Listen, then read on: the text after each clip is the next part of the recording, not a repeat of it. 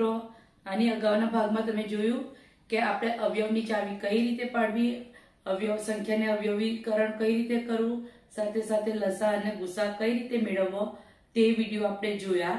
હવે આજથી આપણે નવું એક સિરીઝ શરૂ કરીશું જેનું નામ છે અપૂર્ણાંકો. તો તેની શરૂઆત આપણે સ્વીટ ઉદાહરણ દ્વારા કરીશું. બરાબર છે ને? તો અમારી પાસે તમે જુઓ છો કે આ ચોકલેટ બાર છે. જોઈ લીધું બધાએ બરાબર?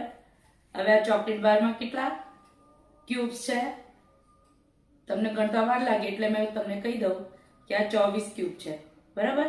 અને આ 24 ક્યુબમાંથી સૈફભાઈને ચોકલેટ ખૂબ ભાવે છે, તો સૈફની હેલ્થનું ધ્યાન રાખતા આપણે એને અનુકૂળ આવે એટલી જ ક્યુબો આપવાની છે. બરાબર છે?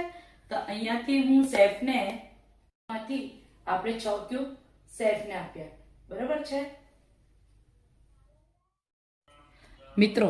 સૈફને આપણે એક ચોકલેટમાં 24 બાર હતા. બરાબર છે? 24 પીસ હતા. હવે એ 24 પીસમાંથી આપણે સૈફને 6 પીસ આપ્યા, એટલે કુલ પીસ કેટલા હતા આપણી પાસે? 24. અને સૈફને કેટલા પીસ આપ્યા? 6. તો આને અપૂર્ણાંક સ્વરૂપમાં આ રીતે લખાય. બરાબર છે કે 6.24 6.24. બરાબર? તો અપૂર્ણાંક એટલે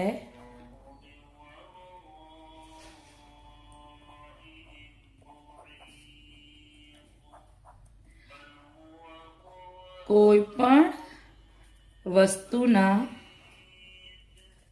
સરખા ભાગ પાડવા.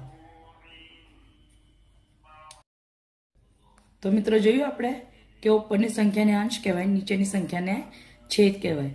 હવે મજાની આકૃતિ દ્વારા આ કોન્સેપ્ટ આપણે વધારે ક્લિયર કરીએ. આ આપણે અમુક આકૃતિ જોઈએ છે. બરાબર? તો એમાં છે આ પહેલી આકૃતિમાં કુલ કેટલા ભાગ છે? 9. તો આપણે અહીંયા 9 લખીશું.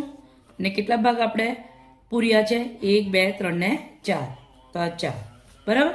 તો આ થશે 4 9. આપેલ સ્ટાર છે.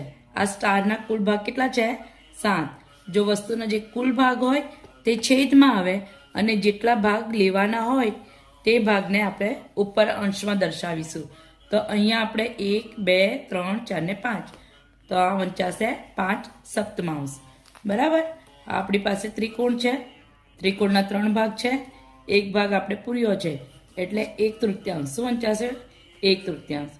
આ વર્તુળ છે. વર્તુળના કુલ ભાગ છે 6 અને 3 ભાગ આપણે પૂર્યા છે. તો આ વંચાશે 3 છપ્તમાંશ. આ છે આપણી પાસે 12 ભાગ. 1 2 3 4 5 6 7 8 9 10 11 12 13 14 ને 15. સોરી, આપણી પાસે છે આ 15 ભાગ. બરાબર છે? હવે 15 ભાગમાંથી આપણે કેટલા ભાગને પૂર્યા છે? 1 2 3 4 5 6 7 ને 8. તો આને આપણે પૂર્યા છે 8/15. તો મિત્રો આ વિડીયોમાં તમને આટલી સમજો આપવા માંગુ છું. ફરી એક વાત રિવાઇઝ કરાવી દઉં તમને.